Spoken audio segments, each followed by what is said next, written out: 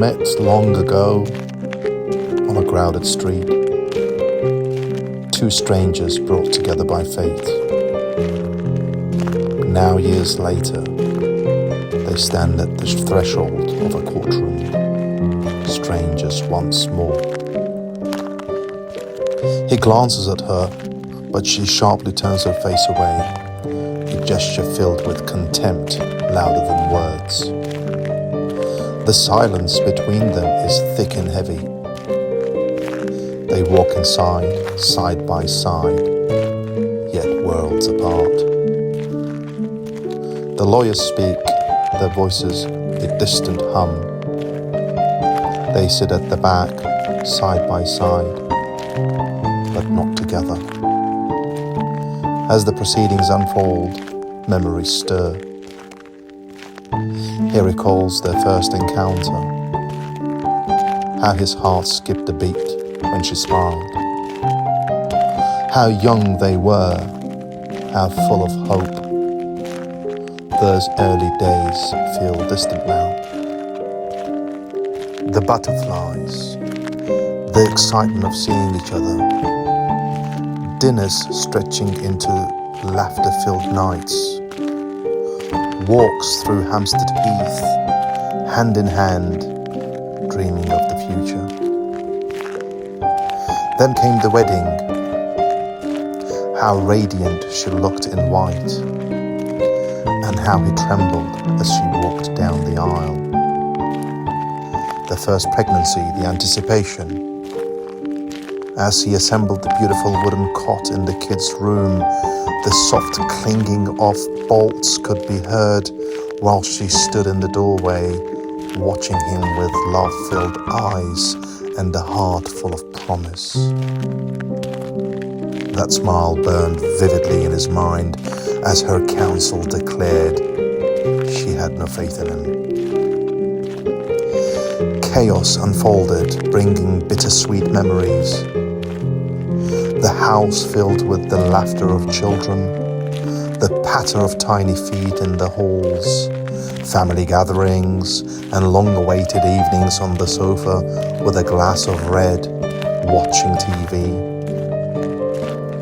Birthdays, guests, and festive seasons passed. Then the increasing demands of life gradually took their toll.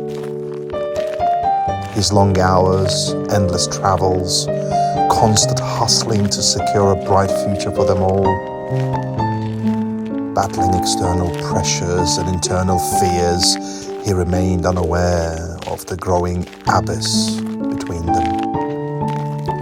Her sleepless nights, managing the children's demands, school runs, striving to give them the childhood they deserved, while neglecting herself, too exhausted to greet anyone with a smile, simply needing rest. His thoughts are interrupted by the judge's remarks. His counsel turns to seek instructions, while she listens intently, trying to grasp the conversation. Like an old film fast-forwarded, memories rush through his mind again. The kids are now teenagers with their own lives.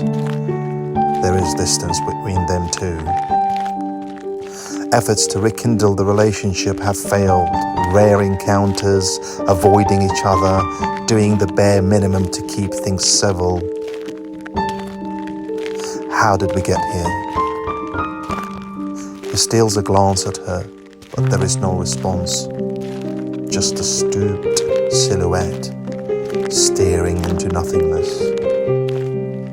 At least we have children, he thinks, but even that feels bittersweet. Their early years flash by, then their teen years, and finally adulthood, each leaving home one by one. An empty house, silence, lonely hours spent in the garden on autumn evenings, listening to the rustle of leaves, the distant call of birds, feeling the warmth of the fading sun. And then back in the sterile courtroom, surrounded by strangers, reliving what once was. The judge speaks again, delivering the final verdict. It's done. The last chapter is closed. The court rises, and they are quick to leave, as though desperate to wake from a bad dream. They walk out in silence, hearts heavy and resigned.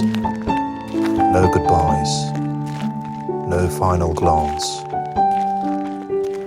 Just quick steps forward, eager to close the door behind forever.